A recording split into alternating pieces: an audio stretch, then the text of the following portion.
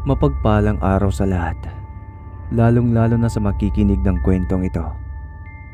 Pagpalain ka sana ng maraming biyaya mula sa ating Panginoon. Magandang araw sa iyo, Manoy, at maging sa mga tagapagsubaybay sa YouTube channel mo. Kamusta kayo mga kaibigan? Siya nga pala, kagaya ng ibang tao na nagpapadala ng kani-kanilang mga kwento, ay itatago ko na lamang ang aking katauhan sa pangalang Mario. 32 taong gulang at pamilyadong tao na rin. Kasalukuyang nasa lungsod ng Maynila kami ngayon ng aking pamilya. Nagmula talaga ako sa probinsya ng Antique. Ngunit nang ako'y magkaasawa, ay mas pinili naming manirahan dito sa Maynila. At isa pa, nandito ngayon ang aking trabaho. Ang istoryang ibabahagi ko sa inyo ngayon ay walang kinalaman sa buhay ko o ng aking pamilya. Dahil ang kwentong ito ay naibahagi lang din sa aking lolo noong bata pa kami. Tuwing brownout kasi dati sa aming lugar, ay nakagawian naming magkwentuhan na puno ng katatawanan at katatakutan. Ngayon kung may libre kayong oras, halika't makinig sa aking kwento. Mismong kabuwanan iyon ng Abril, taong 1971, hapon ng Biyernes. Nagkataong abala si Nonoy sa pagsisibak ng kahoy ng hapong iyon. Si Nonoy ay apo ng isang antingerong albularyo. Halos lumaki na siya sa pangangalaga ng kanyang lolo, sapagkat maaga kasi siyang naulila sa mga magulang at tanging ang lolo lang niya ang nagmamalasakit sa kanya at pumayag na manatili siya sa poder nito. Kilala ang lolo ni Nonoy bilang mahusay na antingero sa kanilang lugar. Maraming mga tao na nangangailangan ng tulong ang natulungan ng lolo ni Nonoy. Maraming mga pagsubok na rin ang pinagtatagumpayan ng matandang lalaki. Lolo Idong ang bansag sa kanya ng mga taga-baryo. Sa edad na 62 anyos ay kakaiba pa rin ang tinataglay na lakas ni Lolo Idong.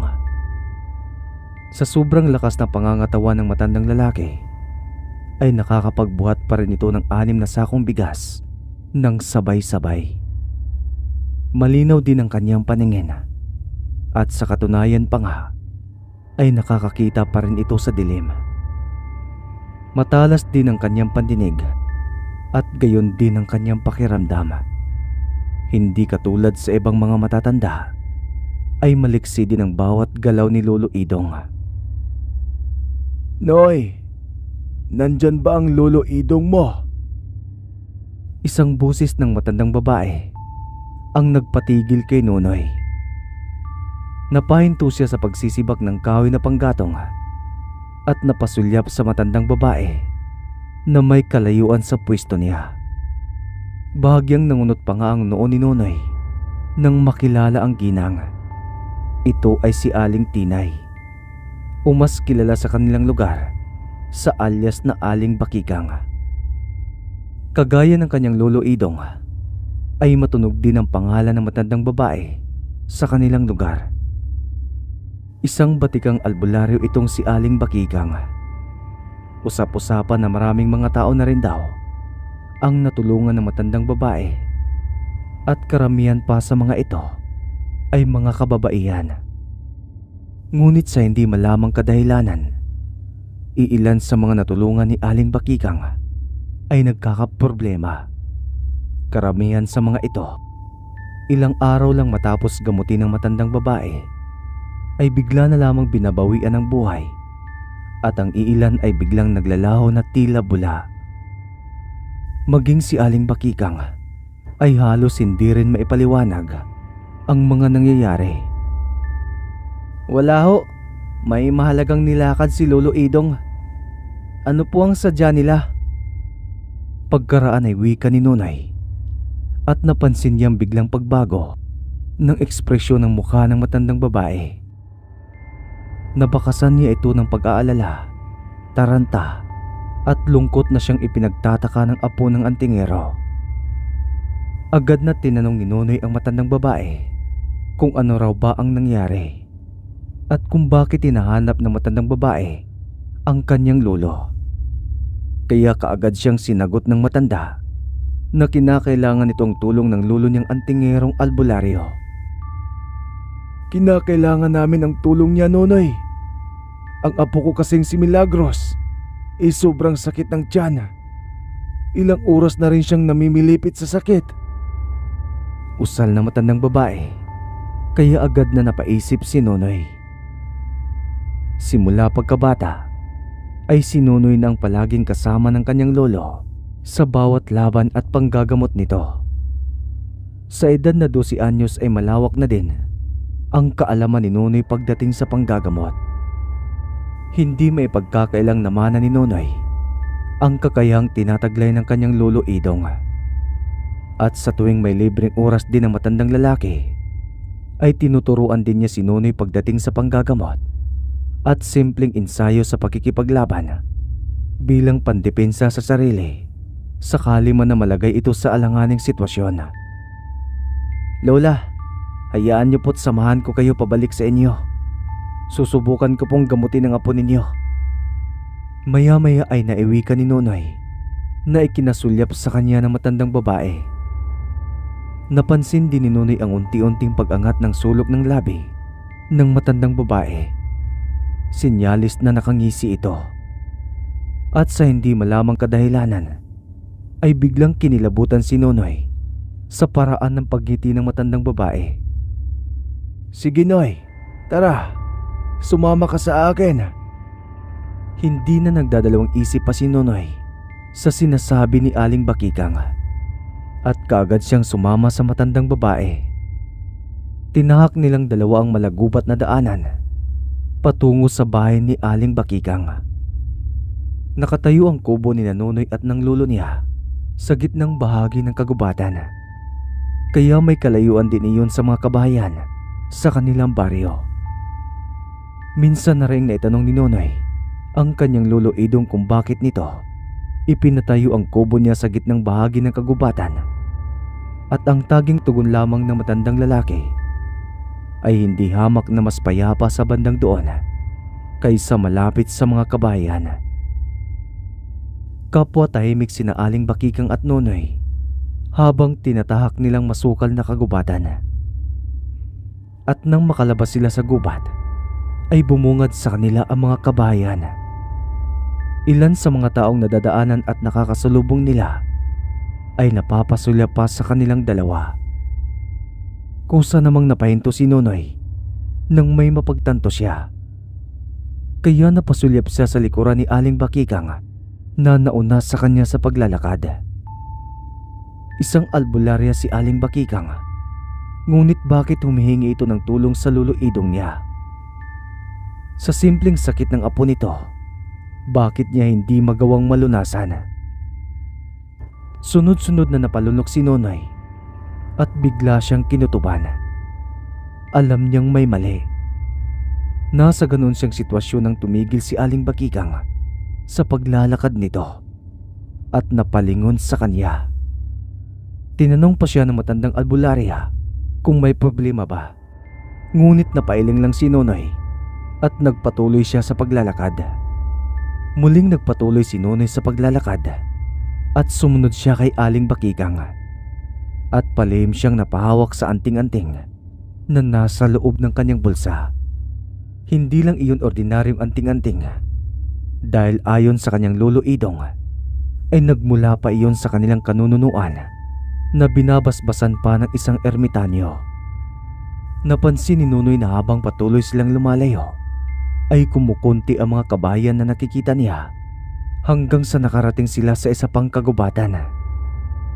Napatanong pa si Nonoy kay Aling Bakikang kung bakit sila naroroon sa kagubatan. Ngunit ang tanging tugon ng matandang albularya ay lumipat daw sila ng tirahan at nasa bandang loob pa iyon ng gubat. Hindi na muling nagtanong pa si Nonoy at sa halip ay tahimik siyang sumunod sa matandang albularya. Ano kaya ang binabalak ng matandang ito? na itanong pa ni Nonoy sa sarili. Hindi nagtagal ay natanaw ni Nonoy ang may kaliitang kubo na pinapalibutan na nagsisilakihang mga punong kahoy. Hanggang sa mga sandaling yon ay hindi pa rin siya mapalagay.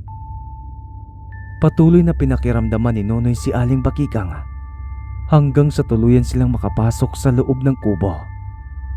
Kadiliman ang unang bumungad sa kanila nang makapasok sila sa loob. At sa hindi kalayuan ay nakarinig si Nonoy ng pagikbi. Naramdaman ni Nonoy na umalis sa gilid niya si Aling Bakikang. At ilang saglit pa ay binalot ng liwanag ang paligid na nagmula sa dalawang lampara na hawak ni Aling Bakikang. Kaagad na iginala ni Nonoy ang kanyang paningin hanggang sa naagaw ng kanyang paningin ang isang batang babae na nasa isang sulok. Humihikbi ito at halatang namimilipit sa sakit habang hawak-hawak ang kanyang tiyan. Kaagad na nilapitan ni Nonoy ang batang babae. Sa kanya sinuri ang kalagayan nito. Mabuti na lamang at malawak din ang kaalaman niya sa pagsuri ng anumang sakit, kaya agad siyang nakaisip ng magandang panlunas para sa batang babae. May daladalang mga gamot si Nonoy na ginawa pa ng kanyang lolo Idong, kaya iyon ang pinainom niya sa batang babae. Minamasahe din niya ang katawan ng bata gamit ang langis na gawa rin ng kanyang lolo Idong. At habang ginagamot ni Nonoy ang babaeng apo ni Aling Bakikang, ay nasa isang sulok lang ang matandang babae at nakamasid sa bawat galaw ng apo ng antingero. Ilang saglit pa ay natigil din ang pagikbi ng batang babae at unti-unti na rin gumaan ang pakiramdam nito. Aling Bakikang, maiba po ako. Hindi ba nanggagamot kayo? Ngunit bakit pinapagamot niyo sa ibang apo ninyo? Tanong ni Nonoy nang makalabas sila ni Aling Bakikang sa kubo. Malapit na rin kumagat ang dilim sa mga oras na yon. Napansin ni Nonoy ang biglaang pananahimik ni Aling Bakikang. Kung kaya ay nilingon niya ito dahil nasa likuran niya nakatayo ang matandang albularya. Nagtaka si Nonoy nang malingunan niya ang matandang babae na nakayuko ang ulo. Wala itong imik, kaya ang buong akala ni Nonoy ay hindi narinig ni Aling Bakikang ang tanong niya. Kaya muli niyang inulit ang kanyang tanong. Ngunit nagulat siya sa naging tugon ng matandang albularya. Salamat sa paggamot mo sa aking apo, Nonoy. Ang wika ni Aling Bakikang. Umalis ka na at huwag na huwag ka nang babalik pa rito. Tugtong pa ng matanda na ikinabigla ni Nonoy.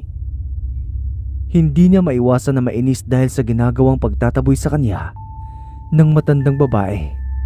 Kaya sa halip na sundin ng matandang albularya ay nanatili siya sa kanyang kinatatayuan. Ilang beses siyang sinabihan ni Aling Bakikang na lisanin na niya ang kagubatan. Ngunit nanatiling naging matigas si Nonoy at hindi niya pinakinggan ng matandang babae.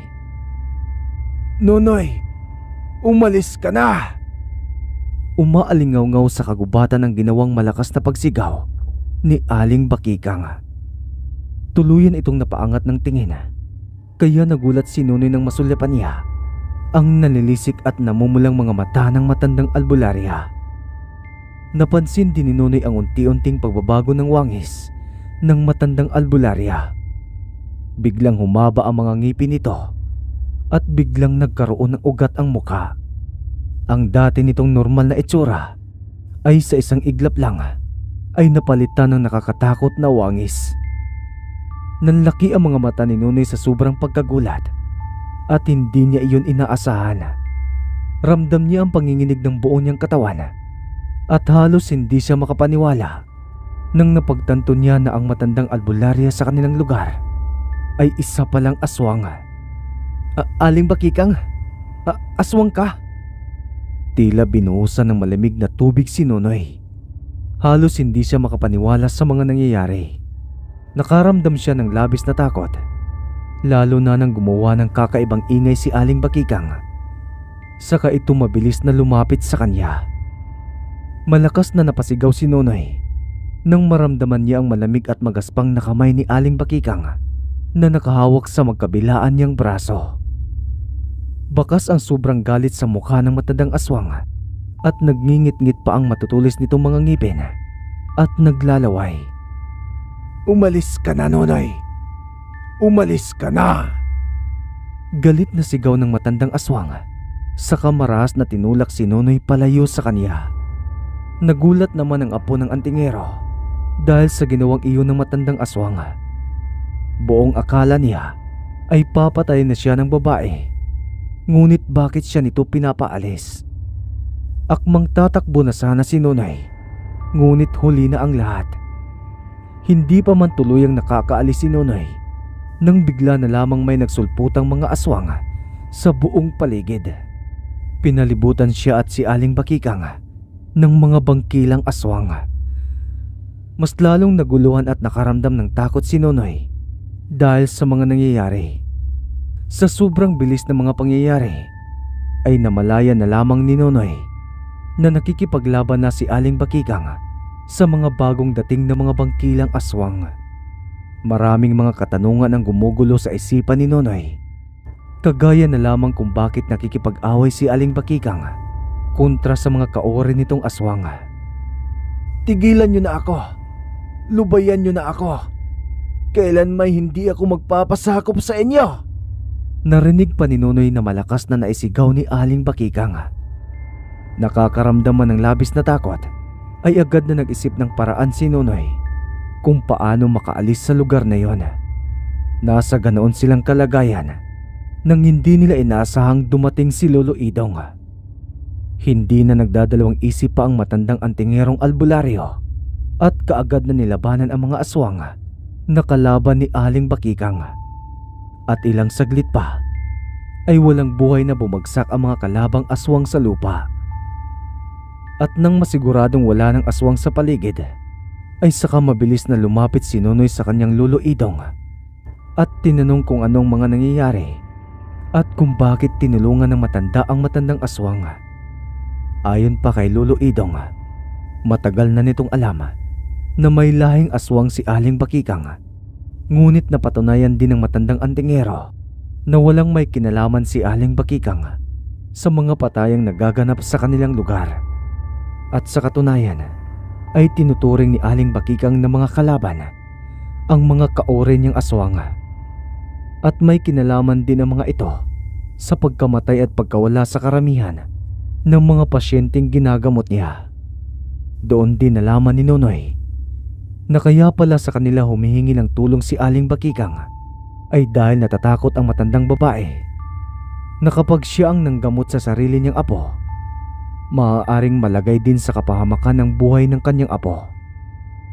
"Maaaring kabilang ako sa kampo ng mga nilalang na may itim na mahika, ngunit kailanman ay hindi ako aanib sa kanila," wika pa ni Aling Bakikang.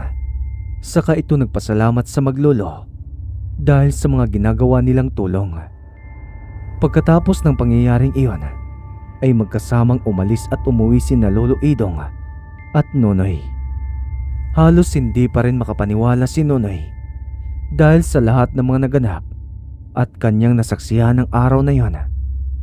Ngunit sa lahat ng mga nangyari ay mayroon siyang napatunayan. Hindi naman pala lahat ng aswang ay masama dahil may iilan din na may mabuting kalooban, kagaya na lamang ni Aling Bakikang.